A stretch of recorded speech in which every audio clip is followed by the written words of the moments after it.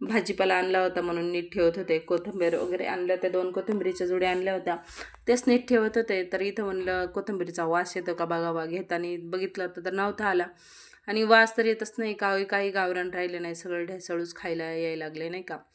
आणि मग इथं हे पोरगं सारखंच व्हिडिओ बंद चालू करत होतं, व्हिडिओज बनवून देत नव्हतं मला. आणि मग नंतर इथं एक एक करून सगळं भाजीपाला व्यवस्थित ठेवून दिले मी. जे म्हणजे भाजी वगैरे फ्रीजमध्ये ठेवायची ती फ्रीजमध्ये ठेवून दिली, आणि जे वर राहून द्यायचं ते वर ठेवून दिलं साईडला. मग सगळं व्यवस्थित ठेवून दिलं फ्रीजमध्ये. आणि मग मला भाजी निसायची होती बघा, तांदळाची भाजी आणली होती मी 2 गड्डे, आणि ती निसून घ्यायची होती मला. हे सगळं ठेवून दिलं व्यवस्थित.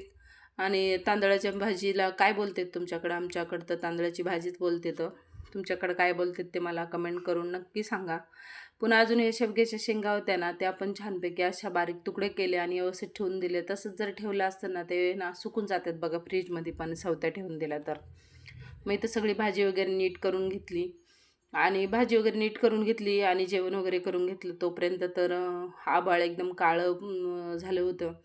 पुन्हा अजून वारं वावदान पण सुटलं होतं, आणि कपडे वाळा घातले होते, आणि लगेचच पाऊस पण आला होता. तर मग कपडे वगैरे काढून घेतले. आधी तर मला वाटलं की माझा मोठा मुलगा सांगत होता की मम्मी पाऊस आलाय, पाऊस आला. मला खोटंच वाटलं माहिती का. नंतर बाहेर येऊन बघते तर असं वेगळंच वातावरण झालं होतं, आणि पाऊस पण भरपूर असा पाऊस आला होता. मला वाटतं अख्ख्या पुण्यामध्येच पाऊस आला होता काल. आणि मग ह्यांनी खूप एन्जॉय केला. अचानक पाऊस आल्यामुळे ना यांना खूप छान वाटलं. असं वारं, पाऊस असं खूप छान वाटत होतं. मग आम्ही इथं त्याला पेरू खायला दिला. पुन्हा अजून इथं चहा बनवला, आणि अशा वातावरणात खूप छान चहा लागतो.